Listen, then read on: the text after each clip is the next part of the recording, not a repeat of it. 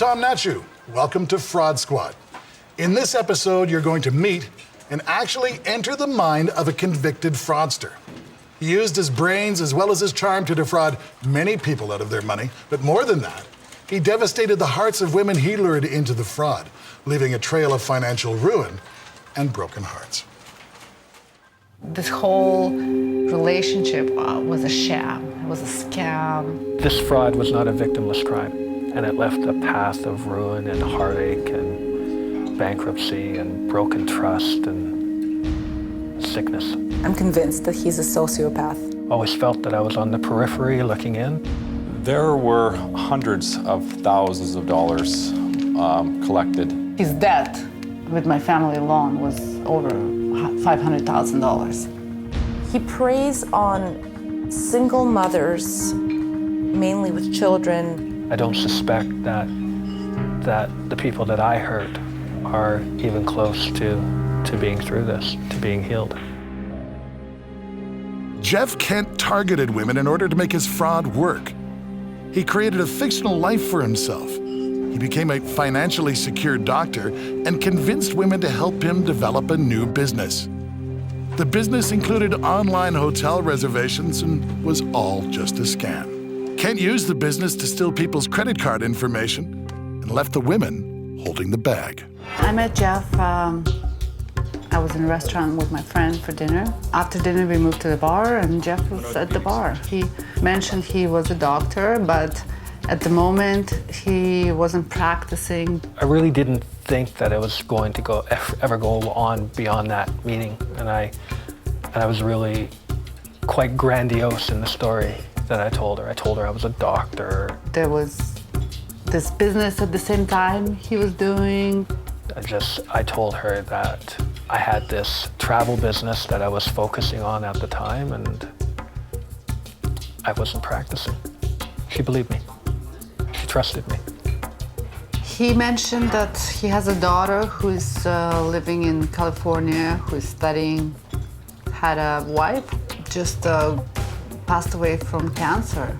At the moment, a family member has been battling cancer, and so it was kind of close to home and just kind of clicked right there. He could relate to what I was feeling, so. She had been married before and had a 9-year-old son, and she lived a pretty hard life, and I think that when she met me, she had a lot of hope. At the end of the night, we exchanged phone numbers, and just like any other single people meet, you know, at the restaurant, at the bar, at the movie. Just a normal scenario. She phoned me the next day, asked me out for lunch. Kent now had one of his future victims. Kent asked Natasha on several dates, and after a few months, the relationship started getting serious. Or so Natasha thought. He was a nice guy. He was a sweet guy. He was a caring person. He loved animals. For God's sakes, he adopted 2 pets for me.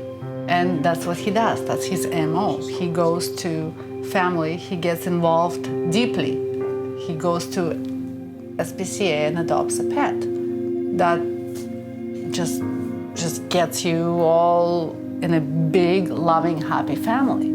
I had all the sort of trappings that a doctor would have, apart from being a doctor. I had a nice home, I had a nice vehicle, I lived a very somewhat lavish and luxurious life.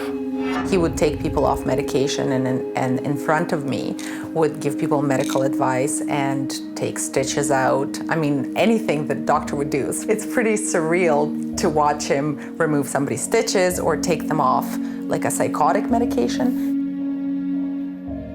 He went on holiday maybe about 4 months into our relationship. He kept calling all the time, emails. It was like he was there all the time. Say that he would miss me and wants to see me again and can't wait until I get back. When I got back, he literally proposed to me that night. I felt like he was the one, just a great, nice guy, worthy to be a part of my life. Kent and Natasha were married, and soon after, Kent convinced Natasha and her sister to invest in his online hotel reservation business. Romance scams often start through meetings on the internet dating websites or chat rooms. True or false? Well, the answer is true. Romance scammers use dating websites and set up fake profiles in order to attract possible victims for their fraud. The fraudsters' intent is to trick the people they meet on these sites out of their money. The business that Jeff Ken operated was an online hotel reservation site. So what he would do is advertise hotels at a discounted rate. So if somebody from anywhere in the world looked at his website, there were hotels that were cheaper than the actual rate being offered by the actual hotel. So clients were naturally attracted to his website and would contact the business and would provide them with their credit card information. Kent set up this fraudulent business and lured Natasha's sister to move across the country to work. Kent tricked the sisters into signing all of the financial documents. Kent needed the sisters' good credit.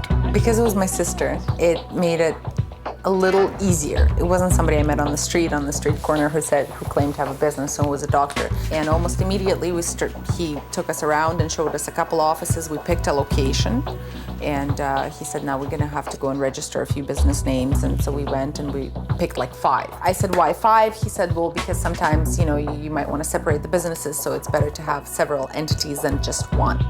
And it was kind of odd because none of the business names that we chose said hotel. He called it a partnership, said it would be a partnership, a 50-50 partnership. However, everything had to be in my name. So all the bank accounts had to be in my name, all the registrations had to be in my name. He had the full control of the accounts. First of all, I didn't understand how merchant services works. If you were to go and start up a business today, you were to start up a similar business today, and you were to apply for merchant services, it would be all based on your good credit, not what you own, whatnot. As long as the people that I was asking to be the owner of the business had good credit, they didn't need to have any type of established equity in their lives. All it is an application which you sign up and put your SIN number and address and a signature, and then you fax it in, and then 5 days later there's a knock on your door and there's a terminal laying at the door. So anybody theoretically knowing my name and my address and could fake whatever signature and putting my SIN number could get that terminal and Bob's your uncle. Obviously you need accounts to go with it, but it's just so easy to get that equipment that it was unreal. I was in control of the accounts. I kept control of it. I was a doctor. I could be trusted. My wife and sister-in-law, they didn't know necessarily what was happening with the business because everyone thought I was a doctor and everyone thought I was an upstanding person. They trusted me and let me control the business and all of its accounts. We were all together. We were all one group, and it was a business that was a legitimate business that was meant to bring a lot of profit and prosperity.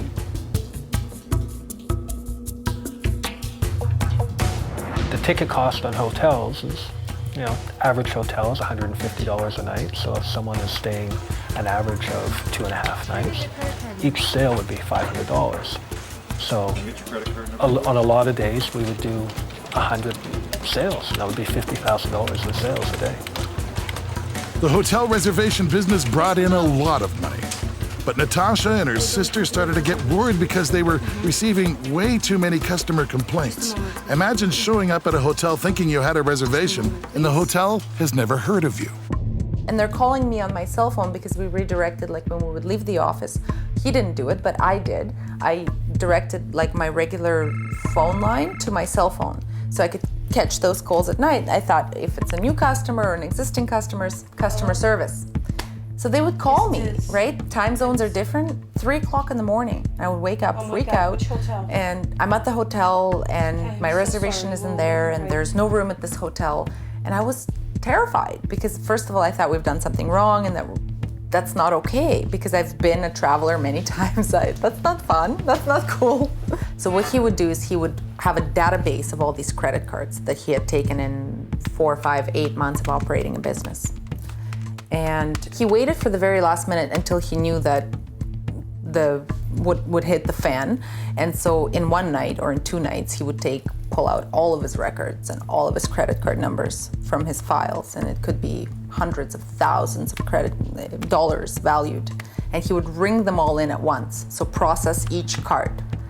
The merchant company the following day would make a deposit. So if he closed the batch off today for $150,000, the following day that merchant company would make a deposit to his account. So what he would do, he would wait until he knew that he's about to skip out or this is it. And so he would take that $100,000, $200,000, $300,000 and bring them at once. And then he knew that that's it for this company, for this business. He'd cash out the money. Though my wife and her sister and brother-in-law were complicit in being involved in the business, they were not part of the online fraud where I would defraud customers of their credit cards. What is a sign that you may have fallen victim to a romance scam? Someone has fallen in love with you very quickly? Your new romantic interest asks you for help financially? The person you are seeing is vague about their background and family history. All of the above. Well, the answer, of course, is all of the above. Although we all like to believe that love can happen quickly, normally it takes its own course in time. Secondly, if your new lover is vague about their family or they want to borrow money almost immediately, these are all signs that you may be involved in a romance scam. Kent was worried that some of the people he ripped off in the hotel might complain to the police. So he took the bold step of visiting the police department to find out any information on the investigation. Kent told me that he had been told by an investigator from Consumer Protection that the police had entered into a criminal investigation that was in conjunction with their investigation, and he simply wanted to come in and find out if he could help us. My first impression of Kent was he was trying to obtain information from the police as opposed to his expressed reason why he wanted to talk to us. When I started to interview him, he was asking me more questions than what I was trying to ask him. I had to stop Jeff during the interview and explain to him that that's not how the police investigation process is going to work, that somebody doesn't just walk in off the street and request information from the police about what we're investigating and what their role is in the investigation. Well, Detective Menzies knew something was up after this strange encounter with Kent. Menzies left the interrogation room and started to check Kent out. When I discovered there was in fact a victim that had come forward, and I started to present that information to Mr. Kent, he decided he did not want to speak any longer to me, maybe fearful that he was going to provide information to the police that was detrimental to him. Kent's house of cards was now very fragile and could come tumbling down at just about any moment. Kent used his smooth-talking abilities and told the sisters that the police may want to talk to them. He calmly claimed that nothing was wrong and the police were just out to get him. Thought that at some point I was going to bail out the financial mess that I had created. I had no means to do so. And finally, the day came, he ran out of excuses. I was 7 months pregnant, and he just laid it out. Like, everything I am is a lie. Everything I said is a lie. There is no ex-wife who died. There is no child who is living in California. There is no money. There is no doctor. There is no nothing. I'm just a fake, and I'm a loser. But open this door, I want to get out. I need to go. I knew I knew it was a reality. I knew I'm standing on my feet. I just knew that I have to keep him in this apartment until the police show up. This guy is a crook, and he wants to run away from just taking away from me so much, and he just wants to disappear into a thin air. And that's when I didn't let him go, because I couldn't let guard of the door. I stood there guarding the door. Took my head and started smacking it against the door. He walked over to the phone, called 911 and said, I'm trying to leave my house and my wife is not letting me go. And then they're asking him, put her wife on the phone. So this person at the end of the line can hear this conversation. Of course, she dispatches the police. The police arrived and arrested Kent for assault. He quickly made bail and disappeared into thin air. No one knew where he was, and the police now wanted to arrest him for the fraud. Police doggedly worked on the case to track down this serial fraudster. My child was born and I had to have custody arrangements for my child, and it's just a must. And so Jeff Kent was nowhere to be found, and I Googled Jeff Kent's name, and this website came up, something medical BC, and Jeff Kent is on the list amongst numerous of doctors. There's a place on that page where you can make a comment about the doctor, and that's where I made a comment saying that not a doctor, a fraud, a criminal. If you think you've been the victim of a romance scam, what should you do? Arrange to meet the scammer in a public place so you can confront him or her? Cease all contact immediately. Advise the dating service and report the fraud to police. Play along with the scammer and try to trick him or her out of his money. Try to find other victims of the fraudster. Well, the answer is B. Dealing with fraud artists and scammers is a matter for the police. Report all you know about the fraudster to your local police. They may have other complaints, and they may be able to make an arrest. 2 years before we were able to process all of the information and determine victims, put everything together, and I started learning about new victims still as I was investigating these businesses. He was still out there doing it exactly, and meeting people and socially engineering them to believe he was somebody that he wasn't. So when I arrested Jeff, he was in a house with one of his new victims, and her family had actually flown in to be with her for the wedding. The charges were fraud over $5,000. I think we had several counts because each of the women were a count and combined with the losses in the credit card companies. Jeff, he pled guilty and he was sentenced to 4 years in jail. Do I believe that he planned this? Yes, I do. But I don't think necessarily it was planned for me per se. The plan was an existent plan. He works in a plan. He just changed the characters and the names and the last names, but it's a system that works for him. You gotta really look into everything. You have to get to know their family and their friends and just really look into everything. There are many Jeff Kents out there. I think we're all capable of doing anything that we've already done once. I think that if the circumstances were to line up again, if I was to end up in the exact same position that I was back then, I think I'm absolutely capable of doing it again.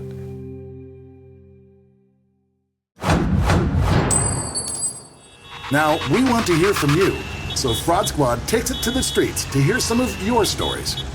My biggest, buku is women, romantic con artists, because there are a lot of men out there who are doing this. They're calling women, they're falling in love with these women on the internet. Women have been taken advantage of for so long, and then also there are men who have been taken advantage of because of women that are con artists. But the romantic con artist has not been discussed enough as far as I'm concerned. Don't just move on. Speak up, because the laws have not caught up with romantic con artists. We did not have internet laws 30 years ago. We do now, because we had to make the laws as the crimes were being committed. And this is one of those unspoken, unclaimed, uncharged crimes, because everybody tells them, oh, just move on, just get on with your life, just forget about it, just get him out of your life. Don't let him get away with it. Exactly. So please, women, men too, pay attention to what you're doing, how you're living, what you're allowing someone to convince you to put on the internet. And that includes charge card numbers, everything. Be more discreet, physically and business-wise. It was just a friend's experience. I remember her losing her, she called it identity loss. And it was such a emotional experience for her. She really felt that she was, privacy was invaded. She felt very, very threatened. And it took her almost 6 months to get over that experience, actually. It's like someone coming into your home and stealing your stuff, right? So, yeah, and they took on her name, they took on her birth date, everything. And she had to change every ID she had. And it was really traumatic for her. I only remember that. I think sometimes online dating sites are a little bit of a scam. I don't know what to say. I mean, maybe it works for people, but I just think, be careful if you're going on there. I mean, it sure works, but I just think be careful. Well, we've come to the end of another episode of Fraud Squad. Remember, we're fighting fraud together.